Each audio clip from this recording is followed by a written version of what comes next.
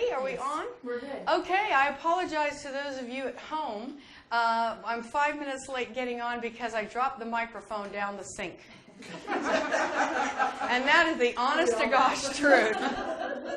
Okay, so into a life, a little technical problems must fall. So in the final hour, I'm going to invite a review, and we're going to pull everything together and just have a general conversation about reading tarot. And I invite those of you who are watching from home to please join in.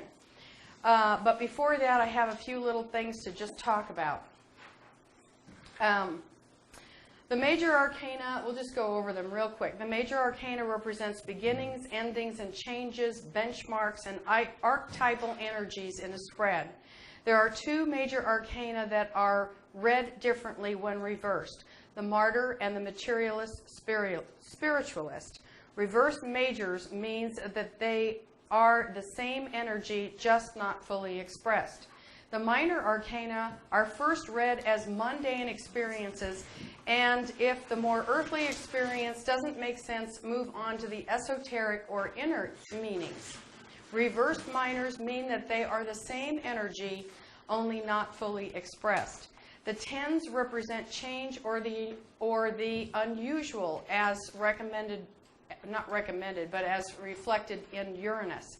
Reverse tens means that they are the same energy, only not fully expressed.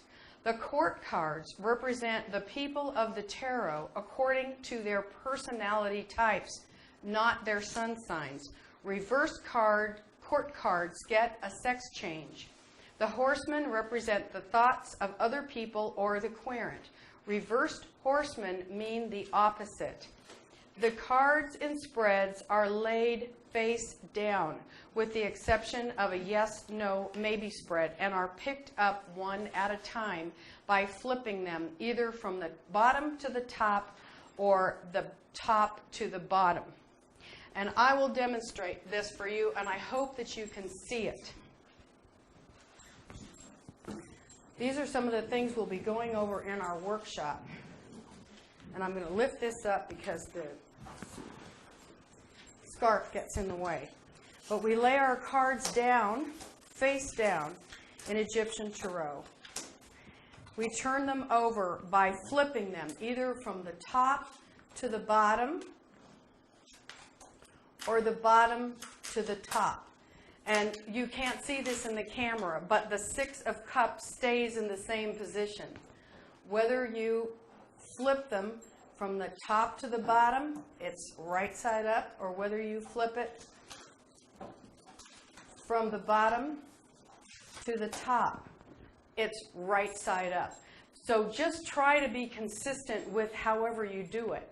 And remember that the cards are laid down, face down, and turned over one at a time and read one at a time.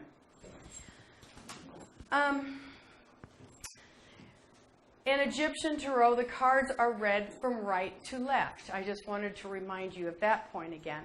And the cards are interpreted from the reader's point of view, not from the querent's point of view. The cards are shuffled and cut by the reader in my way of doing things, and because the reader is the one using the psychokinesis. Once we understand that idea of psychokinesis, we realize that, you know, it doesn't matter if the querent is in the same room, if they're on the telephone, or if they're a mile and a half away or in another planet. You know, it doesn't make any difference where the querent is. The reader can still do the question. So, I have a question. yeah. What cards are read from the reader's point of view? In other words, here's what that means. Yeah. That means my querent is sitting over here. Right. I read the cards as the Six of Cards is not it's not reversed as it looks to her. Okay. It's right side up as it looks to me. So I'm reading the cards as they look to me, not the way they look to her. Oh, right. Okay, that's what that means. Okay, I'm glad you asked that question. So, yes, Janice.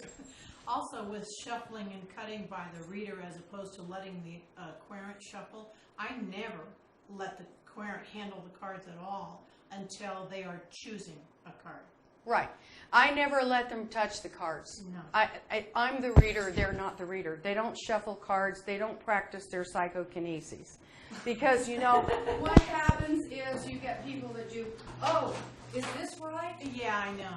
Oh, yeah, right. You know, Exactly. they don't You've know got 'em, how to they don't shuffle know. cards. Right. And your readings, I mean, I've done it both ways. I just think that it's not, I've done it both ways. Conducive to. You know, and it's just not conducive to a good reading. When I shuffle and cut, I'm the reader. I'm the one that has a relationship with my cards. And I am the one that's doing the psychokinesis. I'm the one with the ritual that calls up my subconscious mind. And, you know, whether a person's touching the card has nothing to do with it. Or whether I'm touching the card, or, you know, that doesn't have anything to do.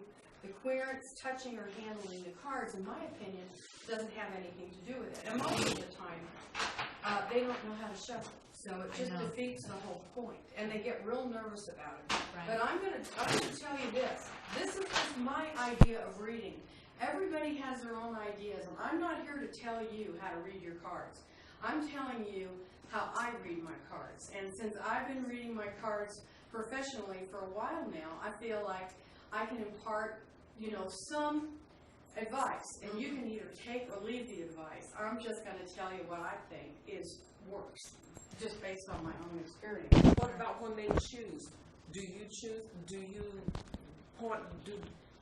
let them point it out and you pull the No, card for them? they don't handle my cards. I don't give them any interaction at all with the cards. Now, I do differently because my clients do choose the cards. Right. Because I want them to be responsible for what they pull. Oh, okay. Well, there's a good point. Yeah, and when, you know, when I do it over, we did a reading over the phone, I would do the same thing. I would pass my hand over the cards with my eyes closed and tell them on the phone, tell me when to stop. Okay. And that's how I would choose it, so that they are making that decision and not me. Fair enough. I mean, that's Yeah. you know, that has Another to, option. you know, that's another option. But I like your point of saying, well, this is about responsibility. Yeah. You know, this is about responsibility. You don't Yeah. want to be responsible for the cards that are pulled Because up. you could always sit there and say, well, you picked it. And someone will. Can I offer you? No, I mean, I tell clients You picked it, it's your card. Yes. There's somebody else in the room, especially a daughter or a son or somebody. They don't want to communicate what's really going on in their mind. And It if stifles the reading. It really does. I agree. The other Yeah. thing is, they don't know the kind of information you can get. Well, that's from- right. They from- don't. And you can know. get the most amazing things that are And stunning. you don't want to have to make that decision, share it or don't share it. Right. Exactly. They, you know, and so, Exactly. yeah, I just tell them, you know, Yeah. we need to do this on a one-to-one, because if information comes up that is sensitive or intimate, I don't want to have to decide whether to share it or not. Exactly. So And that's what I you feel and I about just it. come together, and I have read for, I did read for a couple once. It was a nephew of mine and his lady friend. And that time I was glad I did, because he's a very intense and private Scorpio and didn't want to admit to anything. And she sat there going, oh God, that's so him. So he didn't get to get away with anything with that. That's funny. Do you all ever do recordings? No, I don't. I'm here, but that's just me, because I feel very self-conscious when there's a recorder going on. I don't know what it is, but I just feel like, oh, everything I say has to be in perfect sentence structure. It's funny, I'm being recorded now and it doesn't bother me. Did the review. Okay, good. So let's just start with giving a reading then. We had some technical difficulties, so we're editing this part for you so that you can have it online permanently. And so we're going to start with giving a reading. First of all, sit across from your client. This is just the professional way of doing it. If you have friends that want to cozy up next to you while you're doing a reading, that's fine. But when you're out in the public square reading or trying to make an impression, it's a good idea to sit across from your client. Consider a question and write it down, and after you've done so, consider an appropriate spread. Next, what I do is I ask for silence from my querent and, until I'm ready to begin. And I do this by just saying, I'm going to do a little meditation now. I ask that you please remain in silence, concentrate on the question, and don't speak until I begin speaking. And this helps me out because I'm ready then to dial up my consciousness using my own ritual consistently. Yeah. When I'm reading for myself, I may light a candle or light incense or do something special at home. I have my own little ritual that I do when I read for myself. When I'm out in the public square, I can't usually burn incense or a candle, so I just simply hold the cards in my hand and I meditate and I say a prayer that goes something like this: "O thou eternal Spirit, in whom we live, move, breathe, and have our being, please give me clarity to so and so in the message of the cards, through the beauty and wisdom of the cards," or something like that. So shall it be. Then I clear the cards, which may or may not be necessary because I might have cleared them before. But I clear the cards simply by shuffling them 2 or 3 times. Then I shuffle and cut the cards in the usual and customary manner. And this was at the point where I came over here and tried to give you a demonstration of how the Church of Light recommends that we shuffle and cut cards. So at this point, I'm thinking about the question. I shuffle, and I cut the cards in 3 stacks going from right to left. I pick them up in different orders, and it doesn't have to be the same time or the same, order every time. I shuffle them again for a second time. And I cut from right to left. Now, I also may want to flip a stack. And I usually flip a stack every time I do it. I pick up in a different order. I don't think about it, I just do it. I shuffle a 3rd time. And I cut again from right to left, reversing a stack. And pick them up in whatever order I feel like picking them up. Now I'm ready to deal the cards. If I'm doing a yes or no spread, I deal them all face down.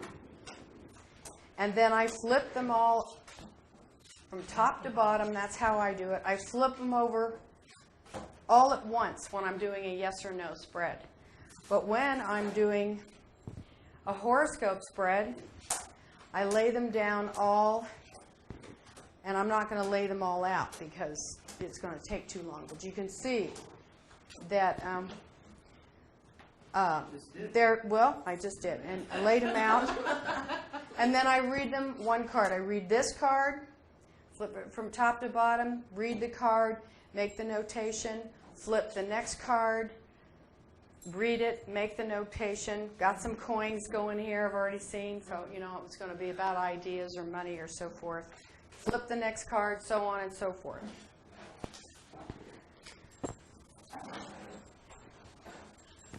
So those are just the traditions. Whatever you decide to do, or however you like to shuffle the cards, however you feel comfortable shuffling the cards, is perfectly okay. I'm just demonstrating for you the idea that 3, which is the sacred number, times 3, which is a sacred number, equals 9, which is the astral magic number. And that's where that cutting and shuffling 3 times 3 is from. It gets us in touch with the astral. So I like to, let's see, where am I at my notes? Sometimes someone asked earlier today if I use a tape recorder. I don't use a tape recorder. There are some readers that like to use a tape recorder, and that's fine. But what I like to do is give my querent a notepad and ask them to take notes because it's in their handwriting. They'll write down what's pertinent anyway. And it gets the querent involved in the process. After each card has been turned over and interpretations made, I look for an overall message by noticing a preponderance of suits, numbers, majors, minors, court cards, or horsemen in a spread. I wonder if I should be moving on to another slide. I probably should be. Hold on. Read the spread, flipping the cards over one at a time. We've covered that.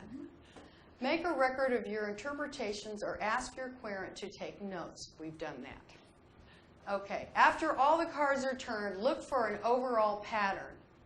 And what I mean by this is if you see a bunch of aces in there, you know that it's the beginning of something, the startup of something. If you see, say, a bunch of major arcanum, you see 3 major arcanum, you know, boy, this is a big turning point in this person's life. These are benchmark energies. These are powerful energies coming in. If you see a lot of minors show up, and this is where it gets interesting because the querent may come to you thinking that their problem is really major and important, and a bunch of minor cards turn up, you know, well, it's not really going to be that important. It may seem to you to be important right now, but you'll see that this is all going to shift out pretty quick. It's not going to have a great impact on things. By the other hand, someone may come in with an idea that they think is minor, or they have no, you know, what surrounds Sally in the next, you know, or right now, this person that's just coming in off the street, and I turn over a bunch of major arcanum, and I think, boy, this person is really going to be going through some issues here, you know.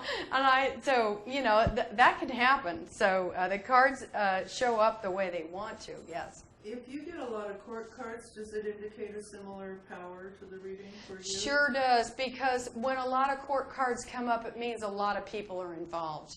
And it means that the querent may not have that much control over the situation, that other people will have their 2 cents. They will be affecting the situation, you know, one way or the other.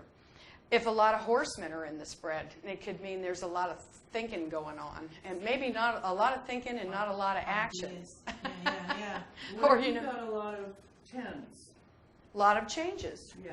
Mm-hmm. So they're or kind of unconventional. numbers. Yeah, you can look at the numbers, you can look at the suits. There's a lot of coins there. The person may be having a lot of money on their mind, you know, or they might be thinking a lot, you know, about a new idea that they have. If there's a lot of swords turning up, there might be a lot of hardship involved. You know, a lot of cups, a lot of emotional stuff. Maybe it's a relationship or a divorce or something. Sometimes, too, I've pointed out to people that, for instance, there were no earth cards in this whole reading. You know, we barely, you're so active mentally and emotionally, we barely have an indication that you're living on Earth. Mm-hmm. You know, life on Earth is taking care of itself right now. The emphasis is on the processing that's going on these other levels. And that can be helpful information for them. It can, because, yeah, it can make the person realize that they're not, you know, maybe what's needed is, you know, hauling water and stacking wood and, you know, getting a little grounded, you know, taking a break from all the mental activity. And that's very good advice. Wax on, wax off. But if no earth cards are present, it can also mean that they don't need to emphasize the earth realm right now. It could. Their work is happening on, you know, these other levels. Like I said, it all depends on the situation and the question, and all of these are like so variable, and that's what takes so much practice, you know, in doing this. And that's why you're not going to be an expert tarot reader by just taking this class. I'm just giving you the basics of information here. Clear the cards by shuffling a few times and saying a silent thank you prayer. Now, I just do this because I like to say thank you. I find that the universe is nice to me if I say thank you, God, every day for all my blessings. I just do that. That's just part of me. So I don't necessarily do that in front of the client. You know, we've hugged and I've said goodbye, and then I clear my energy and I say, thank you, God, for giving me a good reading, you know, or allowing me to help so-and-so in this reading if I feel like it's been a successful reading. And most of the time it has. And when it is successful, I want to affirm that. I want to say, good doggy, you know, to my subconscious mind so that it knows it's done a good job, and it will do that good job for me again. You know, clear the cards by shuffling and saying, now, obviously you don't want to clear the cards that way. But I just said, well, how do you pick up 52 cards? And, you could clear them that way. I wouldn't recommend it. Or 78, Exactly. Exactly. A cleansing ritual.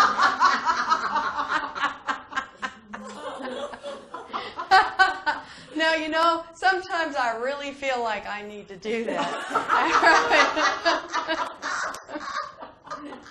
So you're a werewolf and you're turning back human, huh? Really and truly. That's great. When you're reading for a whole bunch of people, oh my gosh, it is the most draining experience in the world. And you have when you've done a really big deal like that, I get into a tub or I take a shower, or something like that. And just to must be done. However, get more grounded again. yeah. However, a quick way to do, if you don't have the luxury of a bubble bath with a glass of wine and some candles, you can step outside in the sun for a minute and just take a deep breath and, walk around and just kind of relax. Another great way to do a cleansing is to take your favorite essential oil, put a few drops in your hand, rub it around, and just pretend like you're washing yourself. You don't have to touch yourself with it, but just sort of dust yourself off. This is the idea, of the witch's broom, where they pretend to be sweeping the floor, but the broom really never touches.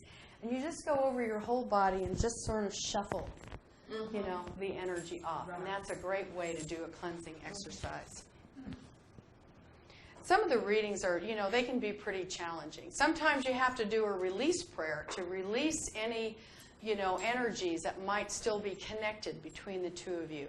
That's one thing I really didn't talk about in this, and it just occurs to me now that some people get attached to you as a tarot reader, and you have to watch out for that, because you don't want anybody being inappropriately attached to you. Or stalking.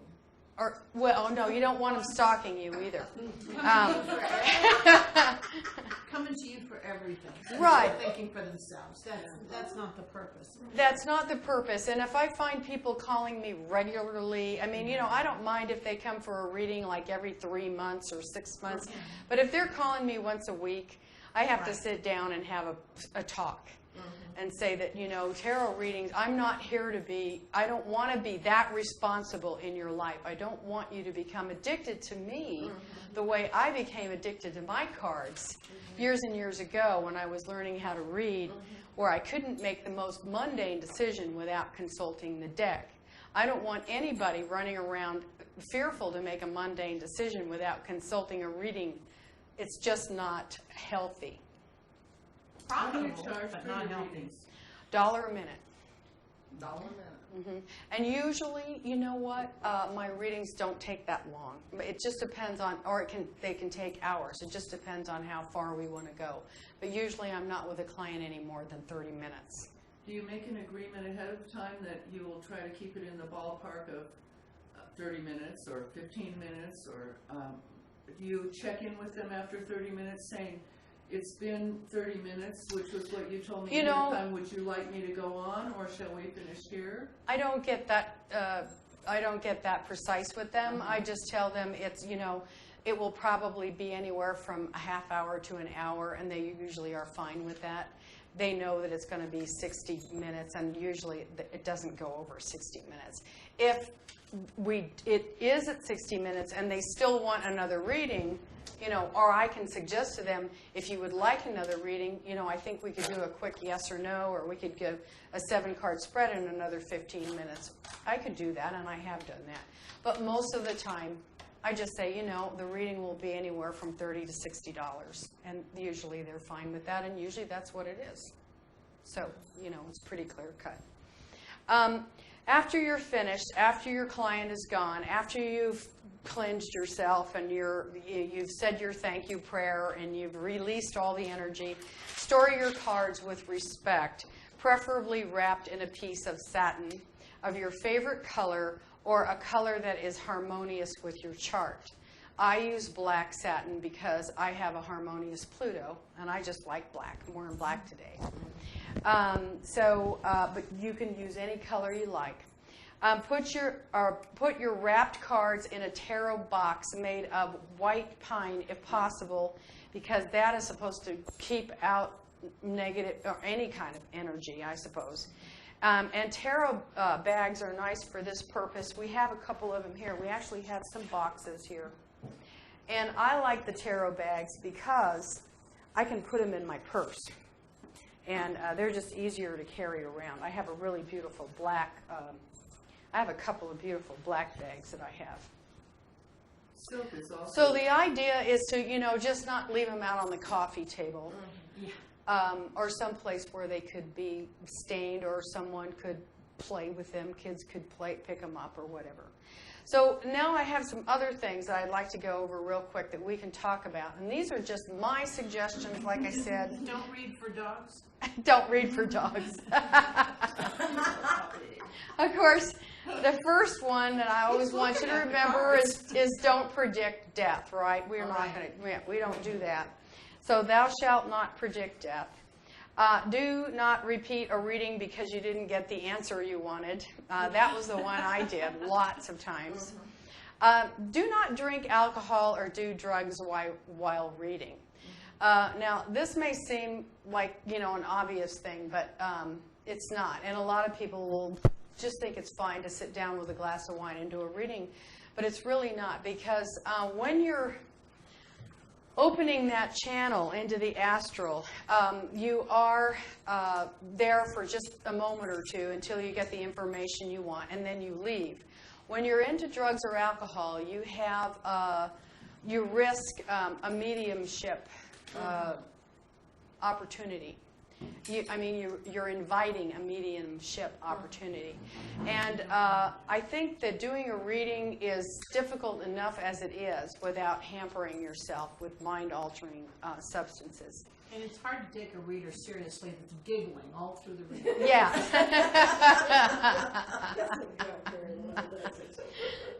Do not eat while doing a reading. That is just not appropriate, and it gets your cards dirty, so you don't want to do that. Do not read with more than one person in the room. We've already had a very vivacious conversation about that while we had our technical difficulties. There are certain circumstances, of course, where readings are appropriate with family members or, say, people in business partnerships, when they have invited that type of reading and it is beneficial for all. However, most tarot readers only read for one person at a time. The reason being is that unusual things come up in readings. You never know what will come up in a reading, and you don't want to be faced with embarrassing your querent or having to make the choice whether to reveal something or not because the querent's son or daughter or husband is in the room. People are not apt to be very honest with you when family members and friends are in the room because, every individual is a universe unto themselves, and we can really never know a person ever really fully. We think we know people, but we really don't know them. And so we're very apt to turn over a card that's quite surprising in a reading. So I like to do my readings just one-on-one. Another one that you may not heard about is don't continue reading if you feel cold, dizzy, drunk, or drained. Now, I don't know if this has ever happened to you. Yeah. No. I don't know. It happens to me a lot. Really? Right. When I'm reading for a lot of people in a party situation or a psychic fair or something like that, I can go maybe 12 or 14 people. That's about my max. And what happens to me is I get very, very cold and I start shivering. Really? Yes. Or I feel like I'm dizzy, lightheaded, or I may feel giddy or drunk. And when I get to that point, and also there's a total drained feeling, like I just can't even open my mouth to say another word. I cannot read past that, and I won't read past that. And I could have 6 people lined up, and I'm just say, I'm sorry, I'm finished. Yeah. You know, I can't read beyond that. It's not healthy for me. I wouldn't give a good reading, and I really would wonder what in the world would happen. So I just advise that if you're feeling a little odd, stop reading. Now, I have just the opposite experience. When I read tarot cards, I get energized. Me too. Right. Well, I mean, I went once because I had been obligated and committed myself to do readings, and I didn't feel well, didn't want to be there, whatever, and I got there, and as soon as I did my ritual and started my first reading, my energy shot through the roof and stayed up there. I felt so great after that. Yeah, Right. Sometimes I may need to take a break and ground myself, though. Walk Sure. around, take deep breaths, just because it puts me in a zone, you know. And coming back into my body and you know, moving on and to that earth, right, you know. because doesn't that place? I mean, it's pretty high, right? And when I'm up there, I feel like I actually feel lightheaded, and Yeah, it can. a little bit lightheaded, and even a little bit giddy and drunk and kind of happy. And then, you know, that's when people should drag me out of the room, and, you know, and set me down and give me some sunshine and fresh air. Yes, Vicki? An observation, you two have air signs rising, don't you? Yes. Don't you, Laura? Virgo. Oh, you have, well, okay, an earth sign rising. You have Cancer rising. You have water sign rising. So you're probably picking up A lot from the of other stuff. people. Yeah, I get really dizzy and a little overwhelmed. Yeah. Now Right. I would get exhausted when I was doing astrology readings. I wouldn't take more than 3 or 4 clients a day, typically, doing astrology readings. But tarot, Jesus, I could do it all night. No, yeah, not me. See, I can't. But you know, there is a high that I get. It's kind of like running. If you're a long distance runner, you know that you reach a certain place where you're really, really high, and then all of a sudden, bam, you hit the wall. Oh, okay. And you can't go, you cannot run anymore. It's like your body breaks down. You cannot run. It's called hitting the wall. And, you know, it's really bad for your body. Your body's definitely telling you, I'm shutting you down. And that's what happens with me around tarot. I'll get into this really high place, and then all of a sudden I'm cold, You're done. I'm dizzy, I'm lightheaded, I'm drained, I'm done. And your reminder That's to it. drink water, which you haven't verbalized, but it's up there. Right. That's really important. too. It's And very that can important. That can be the refresher that you need if you're just on a break. Actually, that is absolutely true. And when I'm reading for a lot of people, I do drink a lot of water. I have a problem personally with reading for minor children without their parents' permission. I don't know about you, but if I'm sitting at a psychic fair and all of a sudden there's this 10-year-old sitting across from me with a big grin on their face, I say, does your mom know you're here? Who are you with? Oh, well, Dad's over there. Well, I need at least one parent's permission or an adult guardian, whether it be grandma or whoever, has to come over to my table and say, it's okay to do a reading for this child. And when I do a reading for that child, I make sure it's a real light. You know, what do you like in school? And, you know, just it's just for kicks for them, for heaven's sakes. It's just entertainment. So I don't want to make a big deal out of it. He's 10, you know. So, and I don't want him to go off to Mommy and say, Mommy, she said I was going to fail in school. We don't want that kind of stuff.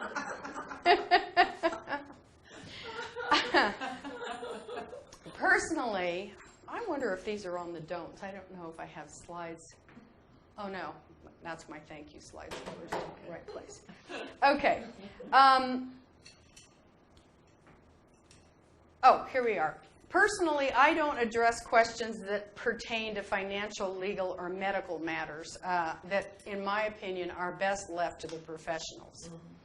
Now, I was a bit flippant in the last period, which Laura took very seriously.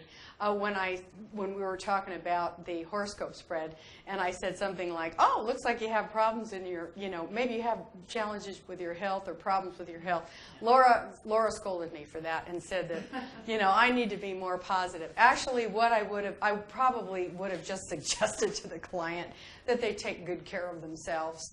Maybe make sure they're getting regular checkups. I might have asked if they had surgery in the past, or they're thinking about surgery. If or there's an elective surgery coming up or something.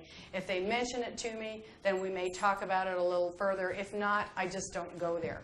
If somebody comes to me with a question like any kind of medical question whatsoever, I just say, "I'm sorry, I don't do medical readings." And, I had a question with one of our members that I communicate with by email.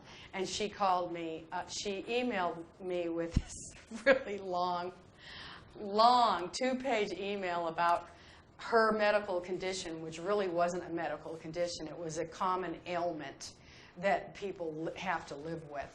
And she gave me a 2-page outline of what her chart looked like today with all of her progressions and everything.